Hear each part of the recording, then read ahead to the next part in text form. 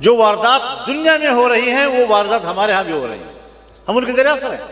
یہاں پر بھی اب طاقت چل رہی ہے، اور ایک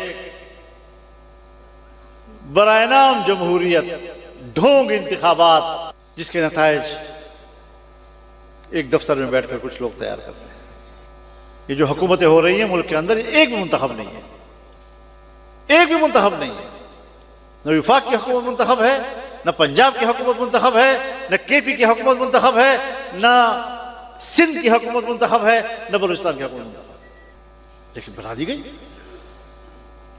اور اس پر کوئی شرم بھی نہیں آ رہی، احساس ہی نہیں ہو رہا اس بات کا۔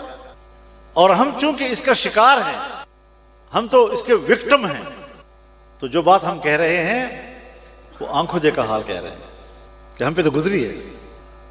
تو یہ جو دنیا میں نظاموں کی تبدیلی آ رہی ہے، اب ہم نے کیا سوچنا ہے، آپ نے کیا سوچنا ہے، آپ نے اس میڈیا کو، سوشل میڈیا کو، کس کو کیا رخ دینا ہے۔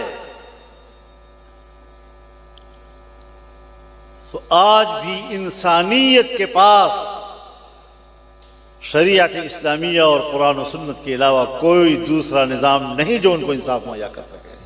دنیا نے جمہوریت کے نام پر عوام کو بہلایا، پھسلایا،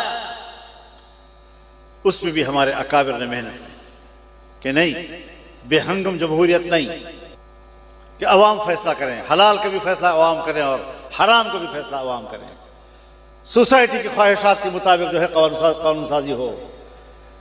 ہمارے اکابر نے آئین میں ڈلوایا کہ نہیں، قانون سازی ہوگی تو قرآن و سنت کے تابع ہوگی، قرآن و سنت کے خلاف کوئی قانون سازی نہیں ہوگی۔ مگر اس کے باوجود ہو رہی ہے، آئین کو نہیں مانا جا رہا۔ اسلامی نظریاتی کونسل موجود سن 1973 سے موجود ہے، اور آج بھی ان کی سفارشات پر ایک قانون سازی نہیں ہوئی، اور 26ویں ترمیم نے ہم نے یہ اضافہ منوایا کہ اسلامی نظریاتی کونسل کی سفارشات بحث کے لیے ایوان میں لائی جائیں گی، محض پیش نہیں ہوں گی۔ 1 سال سے زیادہ عرصہ ہو گیا ہے، آج تک ایک سفارش بھی ابھی تک ڈیبیٹ کے لیے پیش نہیں ہوئی، اور جو کچھ ہم نے 26ویں ترمیم میں حاصل کیا تھا 27ویں ترمیم میں اس کو بھی دو ڈالا۔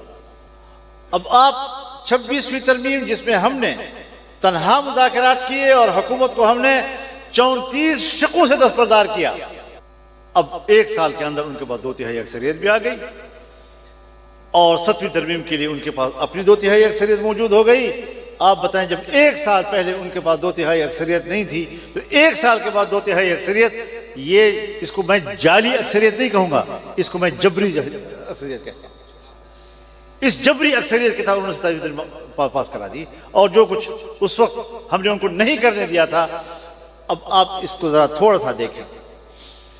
ہم لڑ رہے ہیں نظریات کی جنگ، ہم بات کرتے ہیں نظریات کی، لیکن 27ویں ترمیم نے آپ کو بتا دیا کہ اب جنگ نظریات کی نہیں، اب جنگ اتھارٹی کی ہے۔ اسٹیبلشمنٹ اپنے اتھارٹی اور اپنی گرفت کو مضبوط کر رہی ہے۔ سول سپرمیسی ایک نام رہ گیا، پارلیمنٹ کی بالادستی یہ ایک نام رہ گیا۔ اب فیصلے پنڈی میں ہوں گے، قانون پاس ہوگا اسلام آباد میں۔ تو یہ وہ دنیا میں جو تبدیلی آ رہی ہے، اس کے نقوش آپ اپنے ملک میں دیکھ رہے ہیں، ذرا سمجھنے کی ضرورت ہے۔